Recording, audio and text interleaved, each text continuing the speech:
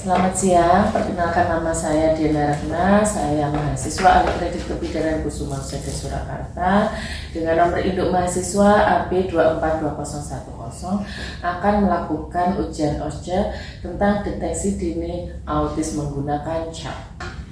CHART sendiri adalah Checklist for Autism in Toddlers yang digunakan untuk melakukan deteksi dini apakah seorang anak tersebut mengalami autis atau tidak, dan digunakan mulai anak umur 18 bulan ke atas.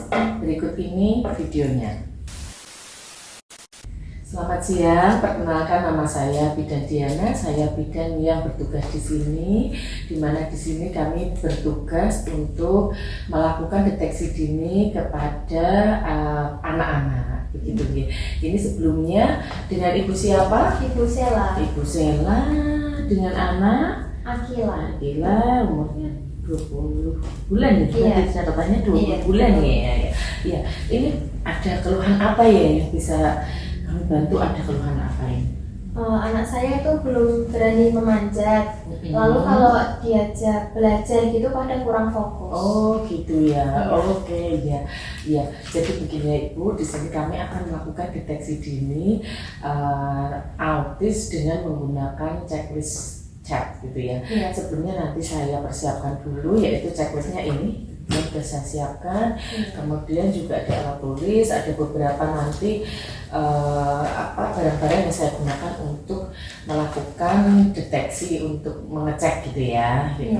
Ya, sebelumnya prosedurnya nanti ada checklist ini nanti akan ada 9 pertanyaan yang silakan Ibu jawab sesuai dengan kenyataannya aja seperti apa, seperti itu. Kemudian nanti ada kurang lebih nanti 5 lah perintah yang saya kasihkan untuk putranya jenengan. Habis itu nanti apakah dia bisa melakukannya atau tidak, seperti itu ya. Itu cukup untuk deteksi awal apakah anak Anda masuk dalam kondisi yang perlu penanganan lebih khusus, seperti itu. Ini sebelumnya posisinya dan ruangannya sudah cukup nyaman ya. Sudah saya tutup semua. Kemudian lingkungannya juga tenang, nggak ada masalah. Ya gila ya, nanti kita main-main ya. Tapi Bu Bidan mau ngobrol dulu sama Ibu dulu ya, sama Mama dulu ya. Oke. Ya, sebelumnya ini saya siapkan checklistnya dulu. Tanya-tanya dulu ya, nanti dijawab aja. Apakah anak Anda senang dialin-alin atau diguncang-guncang naik turun begitu? Iya. Di lutut gitu ya? Iya. Sekarang itu suka ya? Iya, suka. Ketawa-ketawa kalau begitu kan ya? Iya. Dan apakah Anda tertarik atau memperhatikan anak lain, misalkan melihat anak lain lari-lari dia memperhatikan, melihat gitu? Iya. Ya, gitu. Kemudian apakah anak Anda suka memanjat benda-benda, naik tangga, terus suka memanjat-manjat kalau ada pohon atau apa gitu, pengen manjat-manjat? Tidak terlalu. Iya, oh tidak gitu terlalu. ya. Jadi lebih menghindari kalau ada anak tangga naik itu nggak terlalu suka ya. Oke. Tidak ya. Kemudian apakah anak Anda bisa bermain ciluba dan petak umpet gitu kalau diajak main? Bisa. Bisa ya. Apakah anak Anda pernah bermain seolah-olah membuat cangkir teh, menggunakan teh preko seperti itu, terus dibuat mainan seperti itu, kayak pura-pura bikin minum kayak gitu? Iya. Juga ya. Kemudian apakah anak Anda pernah menunjuk, meminta sesuatu dengan jarinya apabila memang menginginkan sesuatu itu? Iya, pernah. Nah ya. Kemudian apakah anak Anda menggunakan jari untuk menunjuk sesuatu agar Anda melihatnya, jadi kayak meminta kita untuk memperhatikan apa yang dia inginkan gitu, menunjuk-nunjuk gitu? Iya. Ya, oke. Dan apakah anak Anda dapat bermain dengan mainan yang kecil-kecil seperti mungkin mobil-mobilan, balok seperti ini? Iya. Itu ya. Oke. Kemudian apakah anak Anda pernah memberikan sesuatu benda untuk menunjukkan sesuatu, maksudnya memberikan sesuatu, misalkan benda ini apa gitu, ditunjukkan ke ibu gitu? Iya. Ya, diberikan gitu Iya. ya. Oke.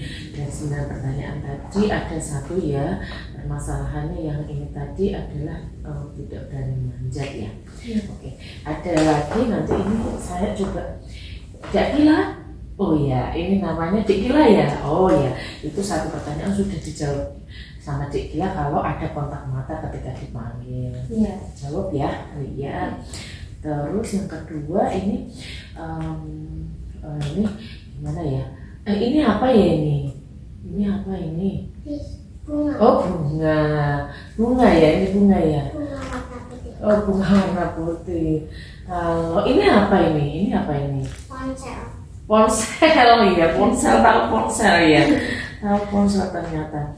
Oke, jadi ada kontak mata ya, terutama itu yang perlu dilihatkan. Kita Iya. mau main-main dulu. Ini tahu nggak ini namanya apa nih? Apa ini? Kita mau main-main ya. Kalau Gila pernah nggak ini lihat Mama bikin minum, gitu ya. Coba kalau bikin minum seperti apa? Oh, seperti itu. Oh, terus gitu kalau bikin teh ya. Terus diaduk nggak tuh? Diaduk, coba gimana ngaduknya? Oh, kayak gitu. Kalau habis diaduk, sudah dibikin, diminum nggak? Coba kalau diminum kayak apa ngangkatnya? Wulah, yo pintar sekali. Ternyata bisa ya. Ada yang pintar ini. Gitu. Jadi kalau misalkan diajak belajar tidak fokusnya itu seperti apa, karena nggak mau memperhatikan atau tertarik dengan apa gitu. Karena kalau belajar tuh biasanya sambil nonton televisi, jadi anak saya tuh cenderung lihat TV daripada memperhatikan saat belajar. Tapi ini pintar sekali. Iya. Coba lihat ini apa namanya ya, ini balok ya. Bisa nggak? Oh ya, bikin menara bisa nggak? Coba lihat kalau bikin menara kayak apa. Oh gitu, mau tinggi, mau dikasih 2 kaki atau mau begini kayak apa coba? Oh begitu, bisa, iya. Lah pintar sekali, ini menara Apple apa ini? Bikin gedung tinggi ya nih. Berani naik nggak ini di gedung tinggi? Berani ya? Berani ya? Ya oke. Nggak berani? Oh nggak berani ya? Oh iya. Dia nggak berani tuh, ada ketinggian ya. Sepertinya kalau ini ya, coba saya hitung dulu dari yang saya periksa dari 9 pertanyaan dan 5 tindakan yang tadi saya lontarkan, stimulus kepada Diakila, ada 1 jawaban yang tidak berani memanjat gitu. Dan tadi juga disampaikan tidak berani tuh naik ketinggian ya. Dari itu insya Allah kalau dari pemeriksaan deteksi dini autis ini tidak ada mengarah ke sana, karena ada fokus untuk berbicara, diajak komunikasi, ada komunikasi 2 arah dengan tatapan juga seperti itu. Jadi mungkin yang perlu saya garis bawahi dari keluhan yang Ibu sampaikan adalah 2 permasalahan. 1, tidak berani memanjat, atau punya riwayat pernah jatuh, trauma jatuh ketika manjat atau naik tangga? Iya, pernah jatuh waktu bermain gitu. Oh begitu, jadi mungkin aja itu karena lebih ke trauma ya. Jadi mungkin solusinya bisa dengan kita selalu melakukan nggak apa-apa, coba diajari lagi untuk tidak takut naik tangga atau naik-naik, dan kita selain memberikan keterangan, mencoba kalau misalkan sekali 2 kali tangga tidak berani misalkan, ya sudah besok lagi dengan distimulus, dilatih supaya tidak ada trauma dan dia bisa meyakini bahwa sebenarnya ini tangga tidak ada masalah, ketinggian tidak ada masalah. Karena bagaimanapun juga dengan berjalannya waktu kehidupan kita akan bertemu dengan tangga, bertemu dengan ketinggian, bertemu dengan hal-hal yang hubungannya dengan ketinggian. Kita mencoba bagaimana dia agar tidak terjadi trauma sampai di masa depan, seperti itu ya. Besok naik lift mau ya? Ya, naik tangga gitu pelan-pelan gitu mau ya? Nggak apa-apa ya, nanti kita coba pelan-pelan. Yang kedua permasalahannya adalah tidak fokus belajar, kurang fokus mungkin lebihnya. Soalnya kalau tak lihat ini tadi sangat pintar sekali, bisa diajak ngobrol, diajak main, ada kontak mata. Mungkin karena ada hal lain yang mengalihkan, yaitu mungkin TV atau mungkin kakaknya gaduh, ya itu wajar sih kalau anak-anak kalau pas tidak mau belajar pasti dia akan lebih tertarik dengan yang lain, seperti itu nggak masalah sih. Mungkin lebih lagian juga untuk belajarnya anak-anak tidak harus yang fokus seperti ini, bisa dengan hal-hal belajar dengan itu sudah masuk dalam belajar aja begitu ya. Jadi tidak ada permasalahan yang mendasar ya, maksudnya yang perlu ada rujukan. Saya rasa sih sudah cukup baik, tidak ada perlu rujukan ke rumah sakit atau fasilitas layanan lainnya yang mengarah ke jiwa atau tumbuh kembang anak.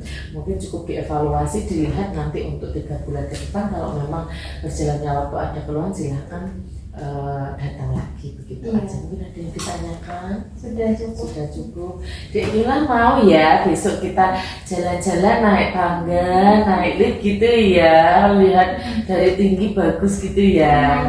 Ya, oke. Terima kasih Ibu. Terima kasih, Bu. Iya.